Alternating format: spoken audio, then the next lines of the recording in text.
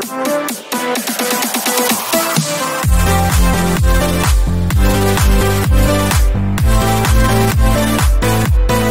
ito na mga kaibigan, welcome back sa ating channel at bakbaka na Nonito Donaire versus Andres Campos mga kaibigan, Super Bantamweight Division interim championship po ito mga kaibigan. Well, isa lang ang maliwanag, kapag nanalo si Nonito the Flash mga kaibigan, is may pag-asa na naman itong maging champion sa bantamweight mga kaibigan. Well, ganon talaga, nakikita natin ang mga legend bumabalik mga kaibigan.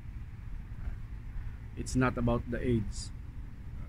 Hindi ito tungkol sa edad mga kaibigan. Tungkol ito paano mo mahalin ang boxing, diba? Paano mo alagaan na yung sarili bilang boxer, at paano ka makipag-deal professionally as a boxer and as a team mga kaibigan. So alam mo naman natin itong sina Rachel at saka Nonito Donaire is ginagawa nilang business ang pagbuboxing mga kaibigan. So tahimik lang pero may mga galawan, di ba? Mabibigla na lang tayo, may laban at saka championship pa. Saan ka pa, di ba?